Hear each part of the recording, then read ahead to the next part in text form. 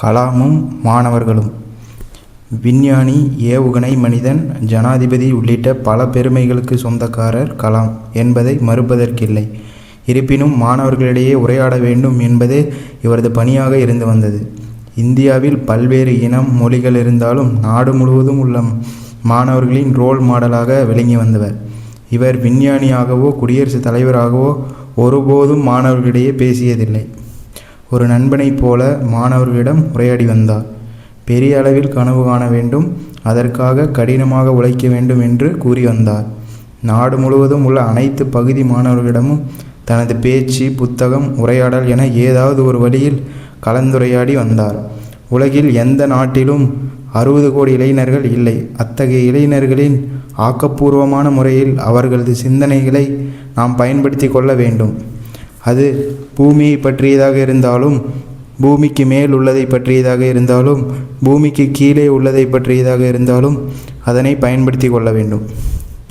கலாம் தன் எண்ணங்களை மாணவர்களுக்கு புரியும் விதத்தில் எளிமையாகவும் சொல்லும் ஆற்றல் படைத்தவர். அது IIM மாணவர்களாக இருந்தாலும் சரி, துவக்கப்பள்ளி மாணவர்களாக இருந்தாலும் சரி, மாணவர்களை கேள்வி கேட்க வைத்து அதற்கு மிக பொறுமையாகவும் அதே நேரத்தில் மிகச் சரியான பதிலையும் வழங்கி வந்தார். மாணவர்களின் கேள்விக்கு தெரியாது என்ற பதிலை ஒருபோதும் சொன்னதில்லை. டீனேஜ் என்று சொல்லக்கூடிய வயதுகளில்தான் மாணவர்கள் எதிர்காலத்தை பற்றி கனவு காண்பார்கள். அதாவது எதிர்காலத்தில் டாக்டராகவோ, இன்ஜினியராகவோ, அரசியல்வாதியாகவோ அல்லது நிலவு, செவ்வாய் போன்ற கிரகங்களுக்கு போவதையோ கனவு காண்பார்கள். எனவே இந்த வயதில் மாணவர்களுக்கு சரியான வழிகாட்டி அமைய வேண்டும். மாணவர்களும் அந்த கனவை அடைய விடாமுயற்சியோடு உழைக்க வேண்டும் என அடிக்கடி கலாம் கூறி வந்தார். அடிக்கடி பள்ளி அல்லது கல்லூரி மாணவர்களை சந்திப்பதை கலாம் வழக்கமாக்கி வந்தார். அவர்களிடம் அறிவியல், தொழில்நுட்பம், வாழ்க்கை ஆகியவற்றை பற்றி கலந்துரையாடுவார். அதேபோல் 2020ஆம் ஆண்டில் இந்தியா வல்லரசாக வேண்டும் எனில் மாணவர்கள் அதற்காக கடினமாக உழைக்க வேண்டும் என அடிக்கடி கூறி வந்தார். விஞ்ஞானியும் குடியரசுத் தலைவராகவும் இருந்தவர். தங்களுக்கு இந்த அளவுக்கு இறங்கி வந்து பேசுகிறாரே என்ற ஆர்வத்தில் மாணவர்களும் அவருடன் பேசுவதற்கு போட்டி போட்டு வந்தனர்.